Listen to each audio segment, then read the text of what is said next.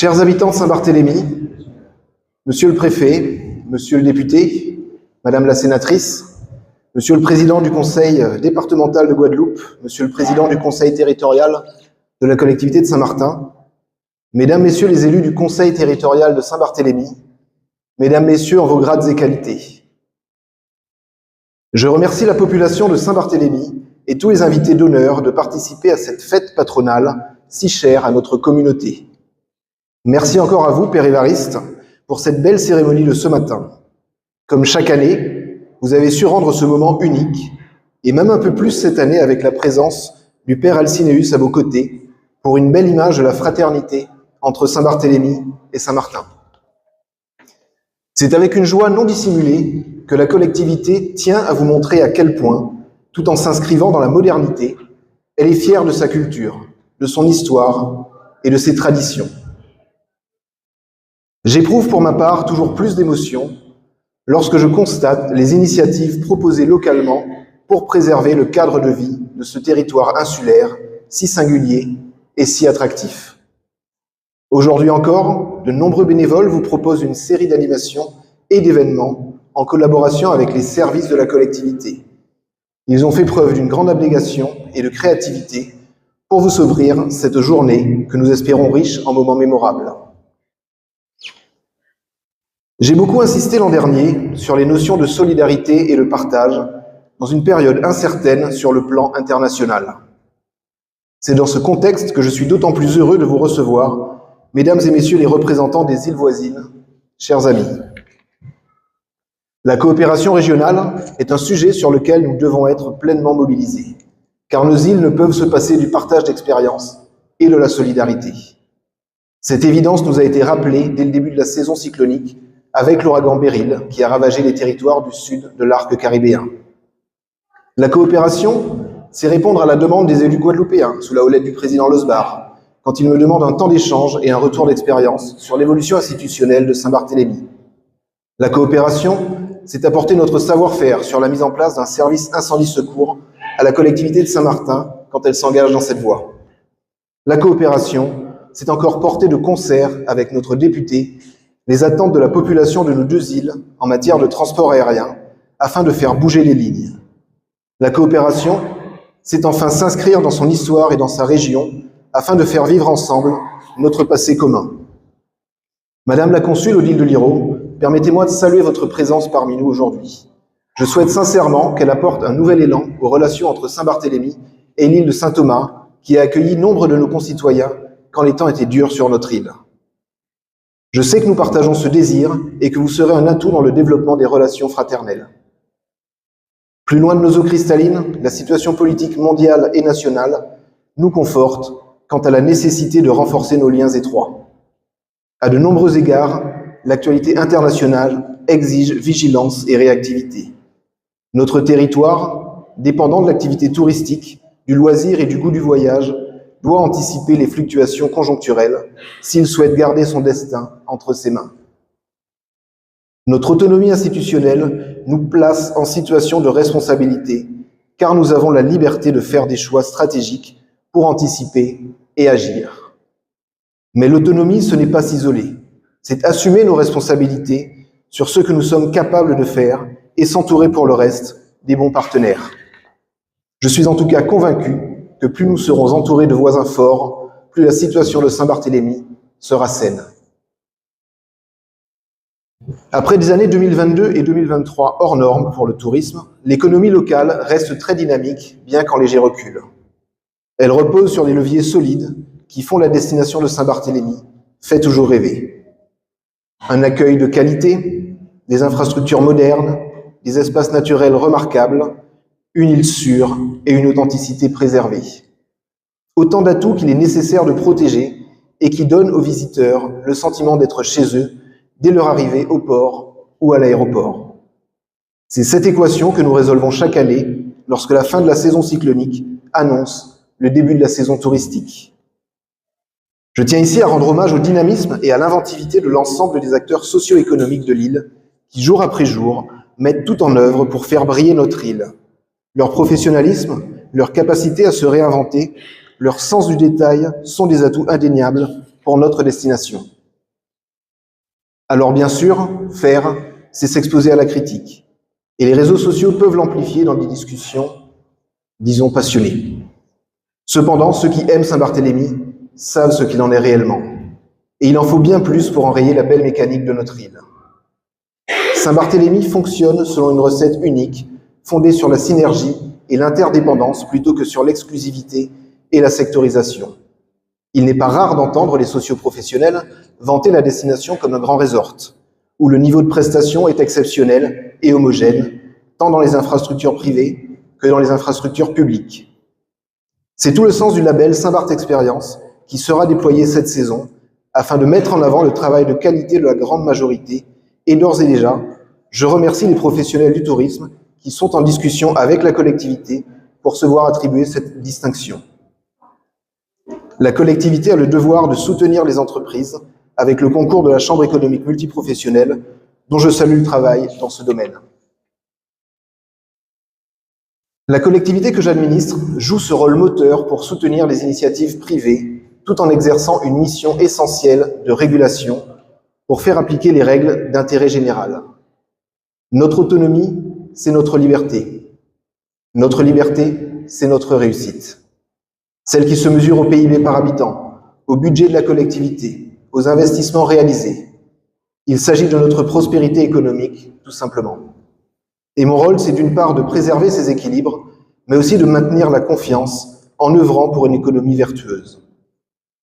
Aujourd'hui comme demain, si nous souhaitons maintenir notre dynamisme et le standing de notre île, cela passera nécessairement par l'accompagnement de nos jeunes dans leur formation, ici sur le territoire comme à l'extérieur. Les jeunes, diplômés ou non, ont souvent besoin de formation. C'est le sas pour entrer dans la vie active. Cette année encore, j'ai souhaité que la collectivité montre l'exemple avec près d'1 million investis dans la formation des agents territoriaux. En parallèle, le règlement d'aide à la formation a été revu pour l'adapter aux besoins du territoire. La montée en compétences est une priorité, car s'il est impossible de réaliser un cursus universitaire ici, il est aussi nécessaire de déployer ses ailes et de découvrir d'autres horizons pour en faire bénéficier la communauté à son retour. La collectivité s'engage à accompagner chacun dans son parcours de formation et à fournir des infrastructures scolaires à la hauteur de l'île. D'ailleurs, s'il est un sujet qui a beaucoup fait parler, c'est celui de la construction de nouvelles écoles. Je n'ai jamais caché que le projet sur la table à ma prise de fonction ne me semblait pas abouti. Dès le début du mandat, j'ai souhaité inscrire ce projet dans une stratégie plus large de fluidification du trafic routier à Saint-Jean et plus globalement d'un aménagement du territoire mieux réfléchi. Je peux aujourd'hui vous annoncer le lancement du projet de délocalisation des écoles à proximité des infrastructures sportives de Saint-Jean. Nous avons travaillé sur plusieurs axes d'amélioration du projet lors de ces derniers mois et finalement validé cet emplacement en commission générale. Concernant la circulation, nous avons acquis les parcelles nécessaires à la réalisation d'un rond-point qui fluidifiera l'accès à la plaine des Jeux de Saint-Jean, ainsi que la route longeant le terrain d'assiette des écoles pour en améliorer la desserte. D'autres discussions sont en cours pour encore fluidifier le trafic. Le cahier des charges du projet a lui aussi été modifié pour inclure du parking et faire de ces écoles des modèles de construction éco-responsables. Enfin, cette nouvelle infrastructure se devait également d'être plus inclusive, autant d'éléments qui se retrouvent dans le cahier des charges qui sera examiné par le Conseil exécutif mercredi prochain. Notre ambition est de créer une école pleinement inclusive qui place la nature et le développement durable au cœur de son architecture. En termes de calendrier, l'objectif est de poser la première pierre des écoles de Saint-Jean lors du 3e trimestre 2025.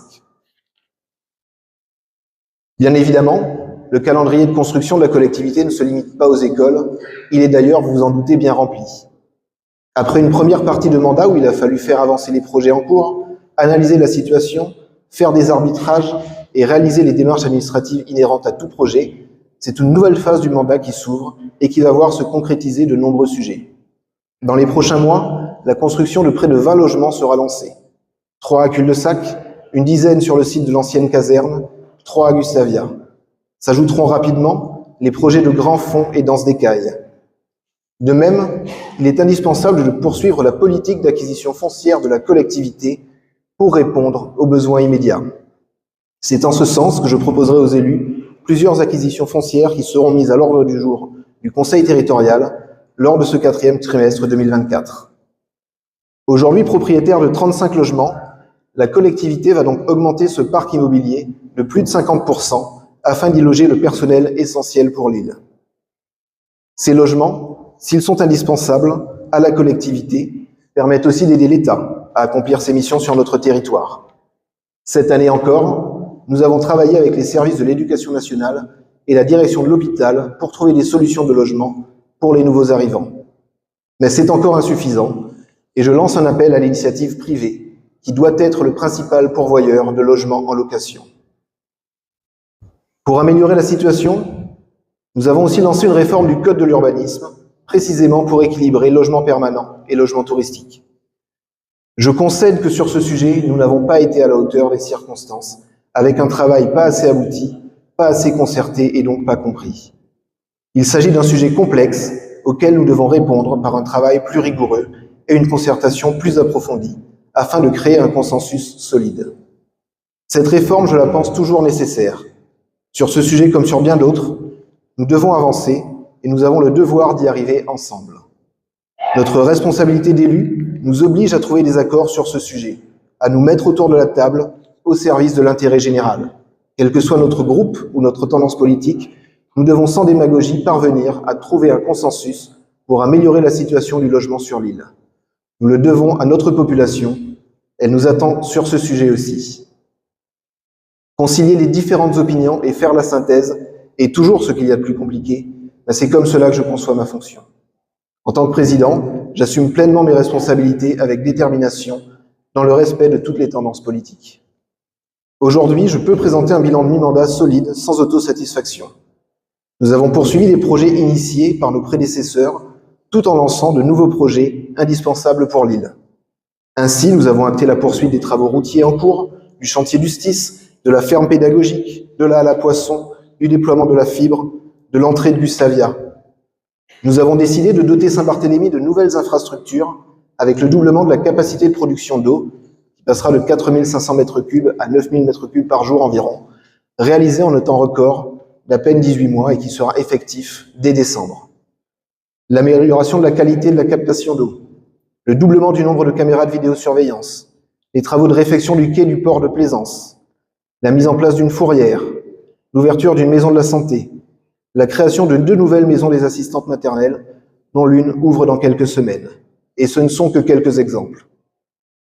Et parce que l'immatériel a toute son importance, mentionnons aussi la rédaction de notre programmation pluriannuelle de l'énergie, la mise en place de l'adressage, la réforme du fonctionnement de la SEM, l'optimisation de la collecte de la CFAE, le chantier en cours de la gestion de la donnée et les actions en faveur de la modernisation et du développement durable de notre île.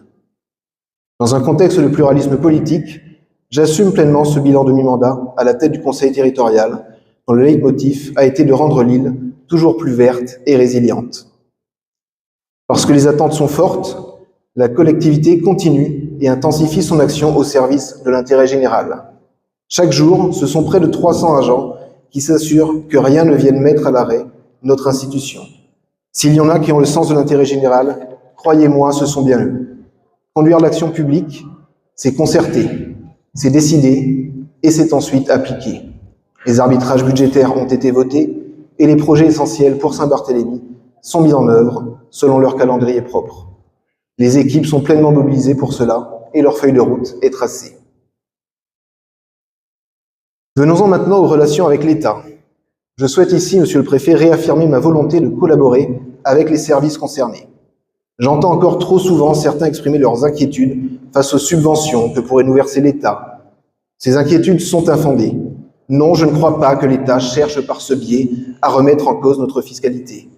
Notre statut d'autonomie est garanti par la Constitution. Il ne peut être fondamentalement modifié sans l'accord de la population. Je pense, cher Bruno, que tu confirmeras que les 20 millions d'euros octroyés par l'État et l'Union européenne à la collectivité sous ta présidence entre mars 2008 et mars 2022 n'ont à aucun moment remis en cause le statut autonome de Saint-Barthélemy. Nous avons eu d'ailleurs de nombreux échanges où nous partagions cette incompréhension face aux inquiétudes exprimées, alors même que tu as mis toutes les dispositions pour t'assurer que le statut de Saint-Barthélemy ne puisse être remis en cause d'un simple coup de crayon. D'autres acquis de Saint-Barthélemy se doivent d'être vaillamment protégés. C'est évidemment le cas quand on pense à la sécurité. Suite au récent cambriolage violent, l'inquiétude de la population est légitime. Je me suis déjà exprimé sur ce sujet, que j'estime primordial. J'ai aussi beaucoup échangé avec l'État qui doit assumer ses responsabilités dans ce domaine. Les habitants de Saint-Barthélemy attendent plus de sévérité, plus de mesures adaptées au territoire, plus de fluidité de la part des forces de l'ordre. Cela ne veut pas dire systématiquement plus de moyens humains ou matériels, mais plus d'intelligence, de réactivité et de connaissance du territoire. Plusieurs demandes que j'ai pu faire au niveau du gouvernement ont été jugées légitimes, que ce soit par le ministre de l'Intérieur ou par le garde des Sceaux. Des progrès ont d'ailleurs déjà été faits. L'attribution d'un maître-chien, le contrôle d'identité à l'entrée du territoire, avec l'interrogation systématique des fichiers judiciaires et administratifs, la mise en œuvre du procès-verbal électronique, qui est imminente complètement, comme partout ailleurs dans l'Hexagone. Parallèlement, les décisions d'interdiction de territoire commencent à être prononcées par la justice à l'encontre de ceux qui nuisent à notre île. Enfin, les contrôles effectués par les services spécialisés de police judiciaire ont été renforcés et le nouveau commandement de gendarmerie, désormais spécifique à Saint-Barthélemy et Saint-Martin, bénéficie d'une grande autonomie et d'une capacité de décision locale. Dans ce cadre, je salue la présence du colonel Loyez, qui a récemment pris la tête de ce commandement, ainsi que celle du capitaine Quinchon, commandant de la brigade de Saint-Barthélemy nouvellement arrivé. Messieurs, soyez assurés du plein soutien de notre collectivité dans l'exercice de vos missions locales et de ma totale disponibilité, comme celle de la police territoriale, pour travailler à vos côtés afin d'améliorer la sécurité des habitants. Pour soutenir les forces de sécurité, il faut des moyens pour la justice afin que la réponse pénale soit rapide et juste. En lien avec les autorités judiciaires, je porte ainsi le projet de création d'un tribunal judiciaire de plein exercice pour Saint-Martin et Saint-Barthélemy à l'horizon 2026. C'est un sujet sur lequel nous sommes en parfait alignement avec le président Mussington et c'est ensemble que nous porterons ce message politique auprès des autorités de l'État. Je sais que nous pourrons compter également sur nos parlementaires pour appuyer de tout leur poids ce projet. Croyez-moi, la sécurité est au cœur des préoccupations de la collectivité.